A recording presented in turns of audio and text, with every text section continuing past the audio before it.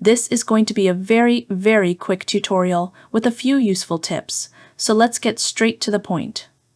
You want to use Qwen-Image-Edit, but the results keep looking overly plastic, and the moment the subject moves or changes pose, it suddenly turns into a doll-like character.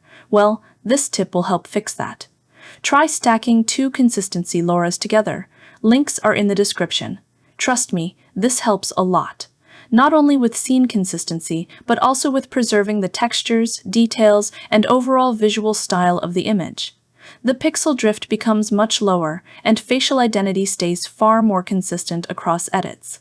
I only share workflows after thoroughly testing them myself, so give it a try and let me know your results in the comments.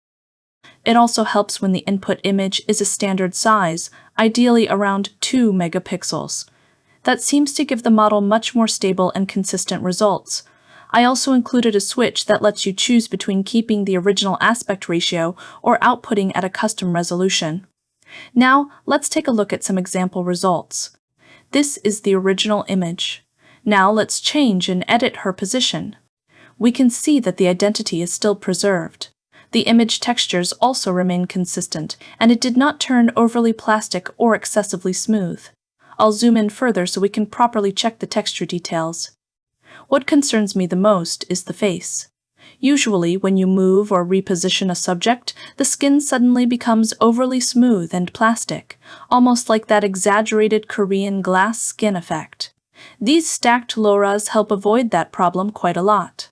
Here, I made her sit down, and you can see that the overall style and vibe of the image still remain consistent.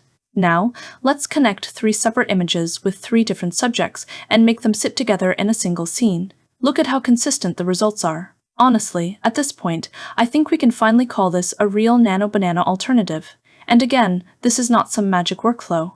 These are simply practical tips and balancing methods to get better results out of Qwen-Image-Edit.